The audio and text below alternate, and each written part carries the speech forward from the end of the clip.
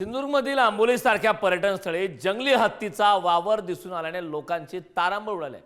आंबोली जकातवाडी येथे भात शेतीमध्ये जंगली हत्ती आढळून आलाय. तात्काळ याबाबतची खबर आंबोली वन विभागाच्या कर्मचाऱ्यांना दिल्यानंतर आंबोली वन विभागाचे कर्मचारी घटनास्थळी दाखल झाले. या हत्तीला त्या ठिकाणाहून हुसकावण्यासाठी फटाके व टॉर्चच्या माध्यमातून प्रयत्न करत होते, परंतु हा हत्ती रात्री उशिरापर्यंत या ठिकाणाहून गेला नव्हता.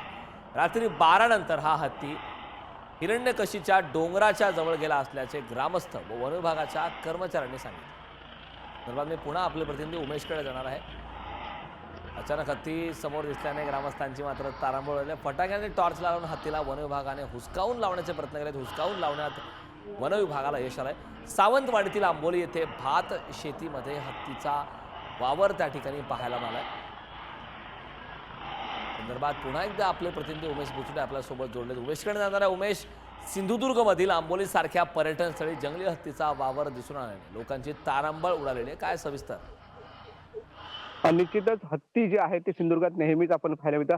आंबोली दोडामार्ग या ठिकाणी हत्तींचा वावर मोठ्या प्रमाणात आहे आणि या हत्तीने शेतीचं नुकसान करत आहेत. भात शेती असेल, केळी असेल, त्या बाजूला काजू आंबा पीक असेल, ह्या सगळ्यांचंच नुकसान करत आहेत. हत्तींचा आता म्हणजे वस्तीच्या ठिकाणी वावर सुरू आहे आणि त्यामुळे काही नागरिक त्रस्त होते. त्यांनी तिथे आंदोलनं देखील उभारली होती आणि सांगितलं होतं की ह्या हत्तींना इथून घालवा. त्यासाठी इथले आमदार, स्थानिक आमदार आहेत दीपक केसरकर, यांनी देखील काही आंदोलकांची भेट घेतली आणि हत्तीला कर्नाटक जसे कर्नाटकामध्ये जशी प्रक्रिया सुरू असते व्यवस्था की हत्तींना बाहेर घालण्याची, तशा पद्धतीने व्यवस्था सुरू करणार असं देखील दीपक केसरकर यांनी सांगितलं आहे. आणि त्याच अनुषंगाने सध्या तेथील नागरिकांची जी भात शेतीचं नुकसान आहे, शेतीचं नुकसान आहे किंवा तिथे वावर आहे, त्यामुळे नागरिकांना भीतीचं वातावरण असल्यामुळे नागरिक आता हत्ती कसे इथून घालवणार याच्यासाठी वन विभागाकडे मागणी करत आहे आणि पर्यायी व्यवस्था लवकरात लवकर शोधा आणि ह्या हत्तींना इथून हटवा, असं देखील येथील स्थानिक नागरिकांची मागणी आहे प्रामुख्याने.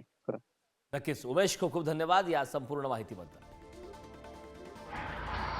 अचानक हत्ती समोर दिसल्याने त्या ठिकाणच्या स्थानिक नागरिकांची मात्र तारांबळ उडाली.